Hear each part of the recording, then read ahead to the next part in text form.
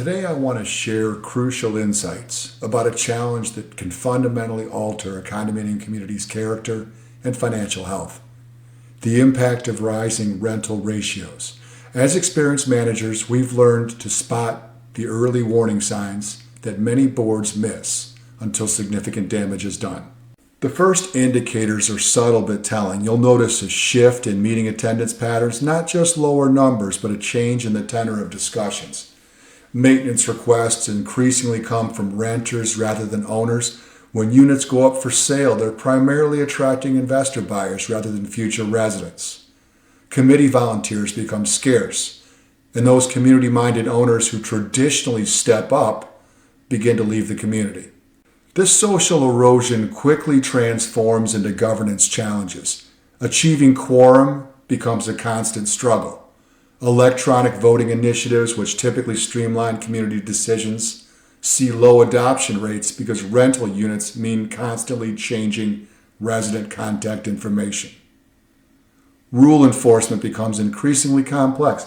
You're dealing with a revolving door of residents who have little investment in community standards.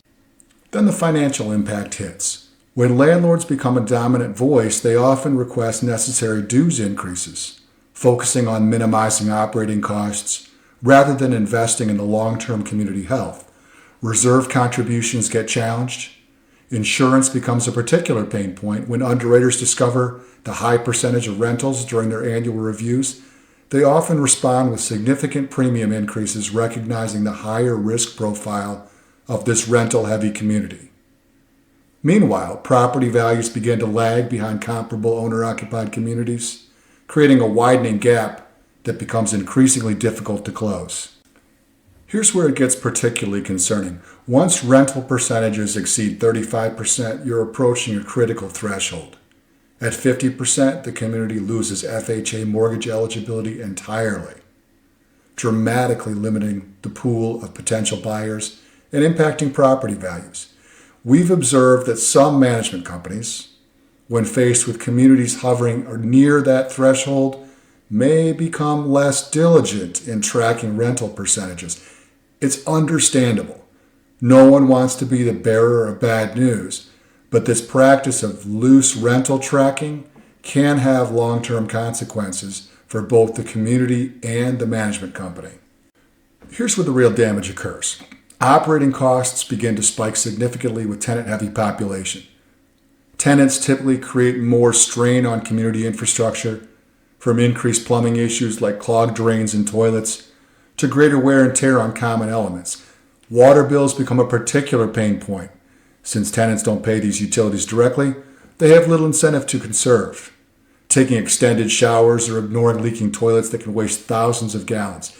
And these aren't just minor repairs. Plumbing costs and water bills alone can consume a significant portion of a community's operating budget.